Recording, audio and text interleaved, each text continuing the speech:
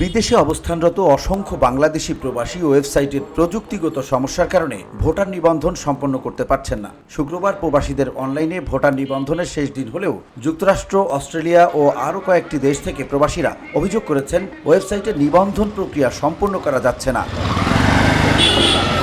রেজিস্ট্রেশনের দ্বিতীয় ধাপে ইমেইলে ওটিপি পাঠানোর মাধ্যমে ভেরিফিকেশন সম্পন্ন করার কথা থাকলেও অসংখ্যবার চেষ্টা করেও ওটিপি পাওয়া যায়নি। স্প্যাম ইমেইলেও চেক করেও এরকম কোনো ইমেইল পাওয়া যায়নি। ফলশ্রুতিতে রেজিস্ট্রেশনও কমপ্লিট করা সম্ভব হয়নি।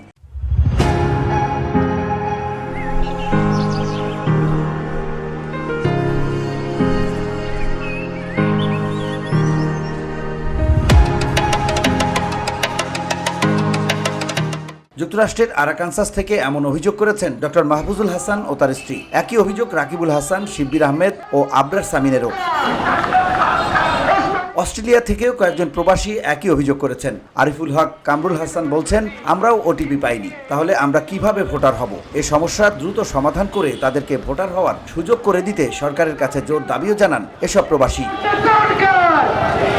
রাফি নোমান নামের এক যুক্তরাষ্ট্র প্রবাসীর অভিযোগ, তিনি ওটিপি পেয়েছেন কিন্তু রেজিস্ট্রেশন সম্পন্ন হচ্ছে না, এমন অভিযোগ করেছেন অসংখ্য প্রবাসী। এমত অবস্থায় রেজিস্ট্রেশনের ডেডলাইন বৃদ্ধি ও ওয়েবসাইটের প্রযুক্তিগত সমস্যা দূর করার আহ্বান জানিয়েছেন অসংখ্য প্রবাসী। VOD Bangla news desk.